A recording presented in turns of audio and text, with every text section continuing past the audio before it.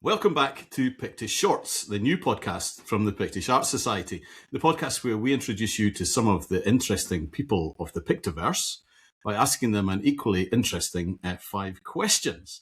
Our first 4 episodes have gone down a storm, so much so that people are now writing to me asking to be interviewed. What a time to be alive.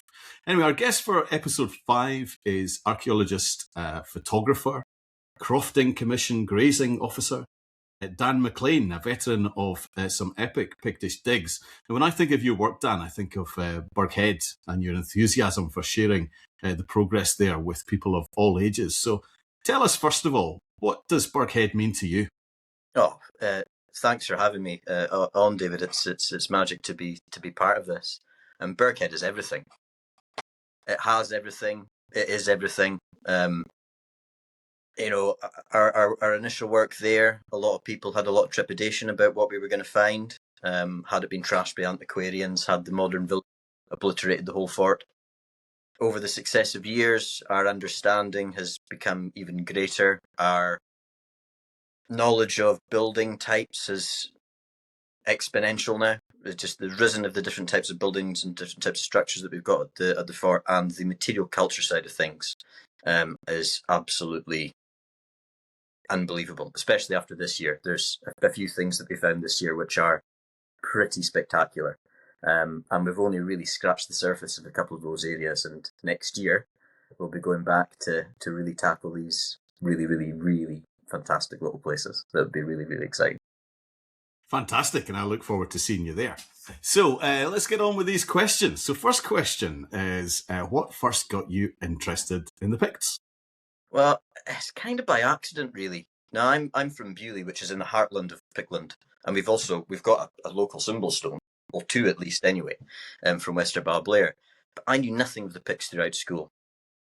But I went to study at Glasgow Uni in 2009 to do an honours degree, and I knew I was going to do politics and history, but I then had to pick a third subject, and I really wasn't sure what to pick.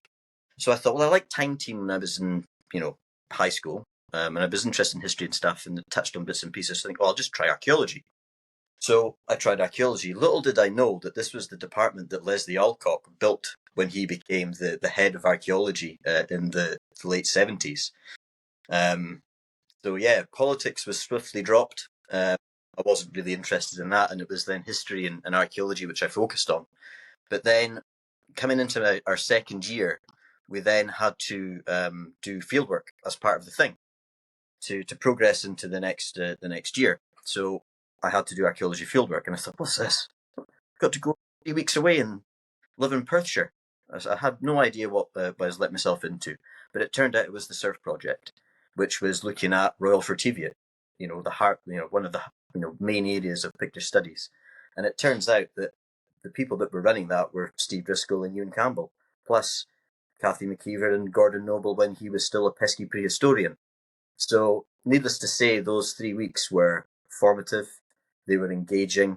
Lots of long chats into the evening at the Whiskey Club over a few drams of the Barrow Cemetery, of Kenny's Lost Palace and the Philosopher King. So that there just got me into it. And since 2010, I have been hooked, as it would be.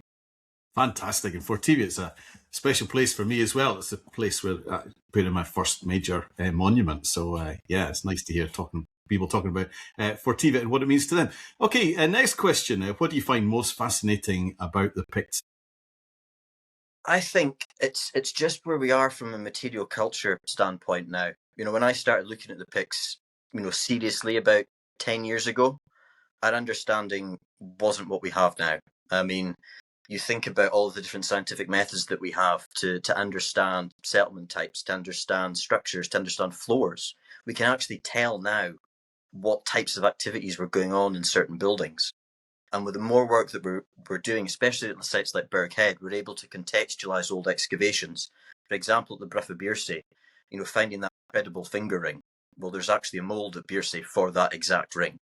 So it's contextualising these old excavations which don't have the radiocarbon dates, which I find just fascinating from a material culture geek. It really does excite me, that side of things. As Adrian Maldonado said to us yesterday, Pictish Studies is having a moment. It really is, and we're just so fortunate to be there at that moment with sites like Riney and Tap North and Burghead, East Lomond, all of these places that are just absolutely mind-blowing sites, and just the sheer scale of the places that we're able to uncover all these things and plan. Most of these other excavations that happened in the past were narrow keyhole trenches, so you weren't really getting an understanding of the kind of the settlement morphology and stuff like that. So being able to do that now is just fantastic. Yeah. Wonderful.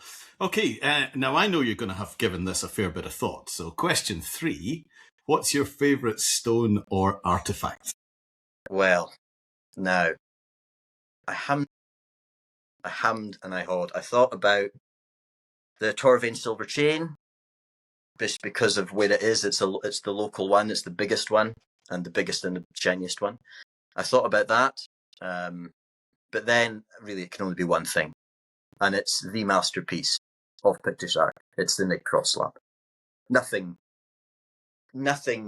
comes close to its majesty. I mean, it's the Picts defining the genre of insular art. I mean, you've got a symphony of interlaced spirals, fret, and zoomorphic ornament, and it's just a Pictish cross carpet page in stone. It is just incredible, and when you're there looking at it, it's beyond belief how intricate the carving is. The pediment at the top with the Desert Fathers, celebrating the Eucharist. And it's the most detailed expression of the celebration of Mass in early medieval art. Nothing comes close to it. And there's even the little nod to the fact that there's an altar, because the chalice sits on top of the cross. And then as you move down, it's that salvation is there. You've got all of these snakes, these writhing snakes shedding their skin. So you've actually got the whole of redemption playing out on this cross carpet page. It just, that face alone is sublime. And then you get to the reverse, and you've just got this window into the art of Angus in the late 8th century. And it's clearly he's commissioned these things because he sees himself as David. He's the biblical King David. He's saving his flock. He's the warrior king. It's, yeah. And, I've been there 3 or 4 times to look at it, and it never, ever, ever tired of being in that place. And especially if you really do it properly, it's at the end of the Tarbet Trail. So if you start at Port Mahomet, you've got all of these magnificent monuments, and then you get to the one right at the end, which is the crowning glory, really, for me. And tantalisingly, still a bit of it missing that's doubtless still there somewhere. Absolutely, yeah. So the missing portions are there. They are definitely there. So if you can clear all the bracken and all the nettles and stuff like that at the right time, it's definitely worthwhile going down and having a look. Gordon Noble and I were at Pluscarden Abbey for Mass, and there's a moment where the monks bow to the chalice on the altar, and they bow below the height of the altar, and we both just turned to each other and mouthed "Nigg," because it's exactly the same. It's completely timeless.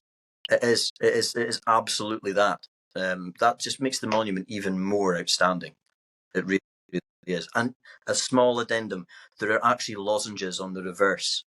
So if you look at the top of the arch, there's 2 lozenges just placed just neatly there, so that there's an element of Christ on the reverse as well as the front. And it's just a little nod, a very, very little nod. Yeah, I don't think anyone would argue with your choice. In fact, I'm surprised it's taken until episode 5 for someone to even mention Nigg. Anyway, let's move on to the next one. If someone could only visit one site or museum, which one and why? Well, for me, it would be Groam House.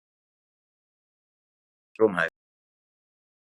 Notwithstanding, there's a replica of the Daniel stone there, and it's my namesake, so that's a little nod there. But it's a museum where you are right in the place where the stones were found, so you can go and stand in the churchyard. You can appreciate what this place would have been. You can look out towards Burghead. You can see all the contemporary places in and around, and you really feel that this place is something special. And the sculpture itself within the museum is just mind-blowing. And you think that's just a tiny fraction of what survives.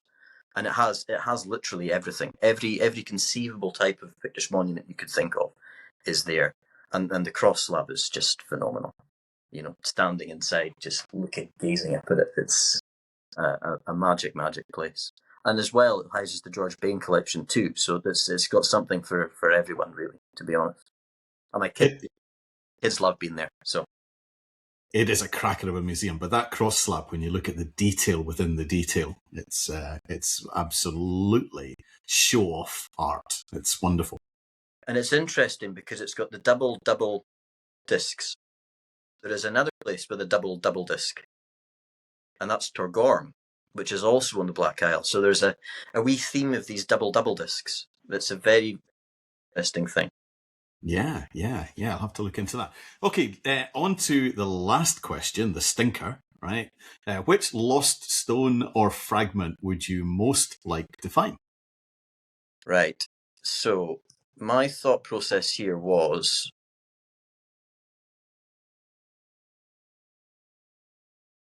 I thought about the stone from Torgorm initially, because it's so unique and it's so finely carved. And it's so thick. It's a very, very interesting monument. And I thought, no. And then I thought about Kinnaird and David and figuring out whether or not is this a shrine panel or is this some absolutely magic, massive cross-slab. But I've actually gone for doors, and I've not gone for the boar, but I've gone for a very, very tiny fragment of key pattern. And it's a very, very unique bit of key pattern because it is incredibly similar to ones that are contemporary at Burghead and at Port Mahomet and at Kinnaird. But so that would suggest that doors at the entry into Fortrue, as you come up the Great Glen, you have got something either an elite residence or you've got a monastic settlement, which is kind of controlling access into these places. But when you drill down into what the key pattern actually is, it's totally unique. Its closest comparison is number 977 in ECMS. And that is found in the Book of Kells.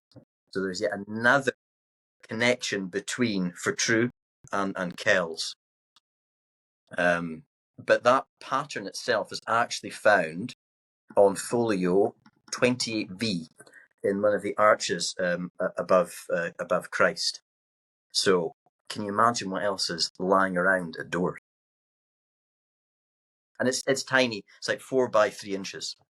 Just little fragments of significance that if we didn't have it, we wouldn't be able to infer all of these amazing things about that site. Yeah, it's the thing that's most lacking in some of the books, isn't it? Those analysis of those fragments that don't have Pictish symbols, that aren't in datable contexts. It's almost like we need a book this thick, with all the stone that could conceivably be early medieval and some kind of work on its art historical context and things. It would be amazing. A corpus of Pictish sculpture like the corpus of Anglo-Saxon stone sculpture would be amazing. We've just got to start working it, don't we? We got to get some money to do it first. Yeah, exactly.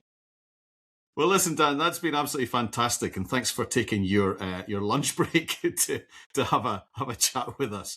I love the T-shirt, and I love Bewley as well. It's a place very close to my heart. I used to take all my childhood holidays there, and no doubt we'll see you before long. But I will also see you at Burghead next year.